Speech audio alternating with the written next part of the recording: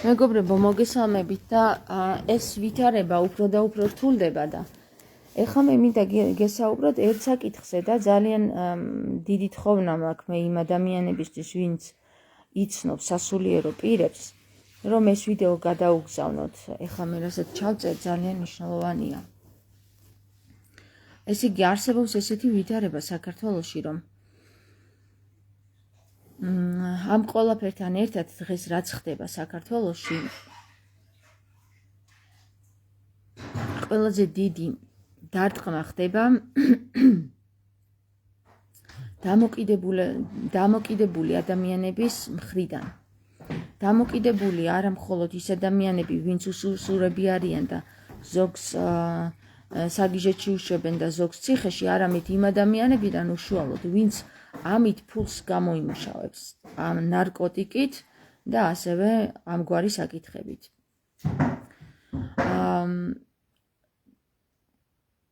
როგორც მოხდა და როგორც ეტაპობრივად გამზარდა მე ღმერთმა და ხანით მიმიყვანა, საბოლოო ჯამში მიმიყვანა ყველაზე დიდ ურჩხულთან, რომელიც არის ნარკობიზნესი, მეგობრებო.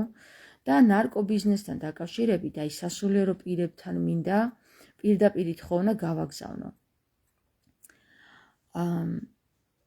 თქვენ კარგად იცით, რომ ნარკოტიკის გამო ადამიანი საკუთარ შვილსაც კი გაყიდის, თუ ის ჩაიჭირეს თავის სისტემაში, ხომ?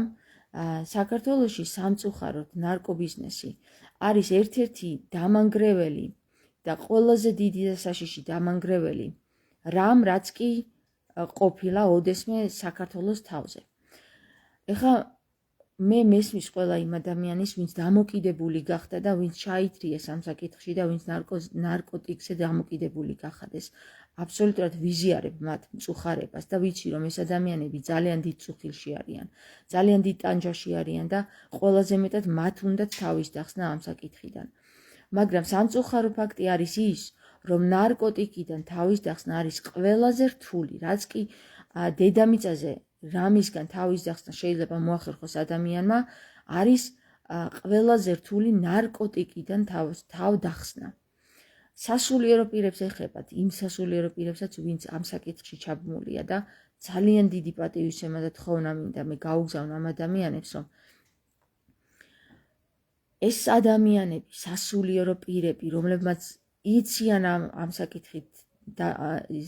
საკითხის შესახებ და არიან ამ საკითხში, თვით ჩათრეულები და თვითონ არიან ამ საკითხით დაკავებულები, დიდი თხოვნა მაქვს მე ამ ადამიანების მიმართ რა. თუ სადმე, ოდესმე ადამიანურად უფიქრიათ, ბავშვობაში იქნება ეს, თინეიჯერობაში, შემდეგ მოზარდობის ასაკში, ოჯახში თუ ოდესმე სადმე თუ რამე უფიქრიათ ადამიანურად, გაიხსენონ ის ადამიანური აზრები, გაიხსენონ ის ადამიანურობა, გაიხსენონ ღმერთი და რაც არ უნდა ჩათრეული იყვნენ ამ საკითხში, აი დედას ფიცავა რა, აი ღმერთო მაპატია არ შეიძლება ფიცი, მაგრამ ამ ადამიანებს თუ კი ისინი შეძლებენ, რომ თავისი მამულიშვილები დაინდონ და გადაარჩინონ საკუთარი თავის გაწირვის ხარჯზე, პირდაპირ სამოთხეში მიდიან რა. არ ვიცი თუ თქვენ სადმე ოდნავ, სადღაც თავის თუ გულის კუთხე კუნჭულში, ოდნავ მაინც ადამიანობა მოგიპოვებათ და სინანულის შეგრძნება, ასეთ ადამიანებს ვესაუბრები ახლა მე რა, სასულიერო პირებს განსაკუთრებით. ნარკოდამოკიდებულ სასულიერო პირებს. ძალიან გთხოვთ, მიმართეთ ბოლო ძალებს. ეს არის ბოლო ძალები. ბოლო ძალების მოხვეჭა არის აქ მნიშვნელოვანი, რომ თქვენ ეს შეძლოთ. თქვენ შეძლებთ ამას. მე დარწმუნებული ვარ, რომ თქვენში არის ადამიანობა. რომ მე დარწმუნებული ვარ, რომ თქვენ პირველ რიგში გინდათ თავი იხსნათ ამ საკითხიდან. მე პირველ რიგში მოგმართავთ თქვენ ნარკოდამოკიდებულებს, რომ ყველა ღონე იხმაროთ იმისათვის, რომ ნუღა ჩაითრევთ იმ სუფთა ადამიანებს, რომლებიც ჯერ ამ სისტემას არ ჩაუთრევია. დაინდეთ თქვენი ერი. ვიცი რომ ქართველები ხართ. ვიცი რომ თქვენ ჩათრეული სისტემაში ჩათრეული ქართველი სასულიერო პირები ხართ. მე ისიც ვიცი რომ ძალიან ბევრი ნანობთ ამას. და ძალიან გთხოვთ, აი როგორც ბოლო წუთში შედის ავაზაკი 64-ში, იმას მიბაწოთ, ის მიმგვარად მოიქცეთ. თქვენ ჯვარზე ხართ გაკრული. მე ვიცი რომ თქვენ ეს არ გინდოდათ, მაგრამ ისე მოხდა რომ თქვენ ჩაგითრიეს ამ საკითხში. და აქედან მინდა მოგმართოთ ძალიან დიდი პატივისცემით და გულის ტკივილით და არ ვიცი, შეიძლება ცრემლებიც კი წამომწვიდეს. ძალიან გთხოვთ, ნუ გაწირავთ თქვენს მამულიშვილებს.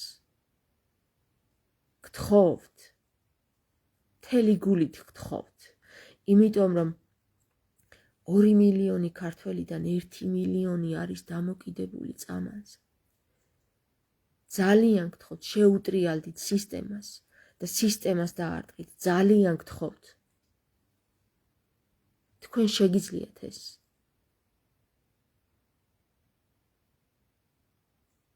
თქვენ შეგიძლიათ ეს.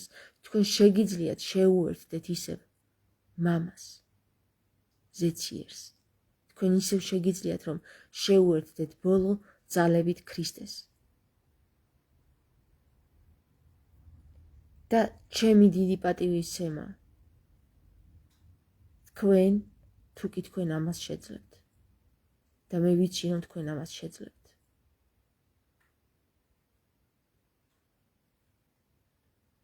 მადლობა ყურადღებისთვის.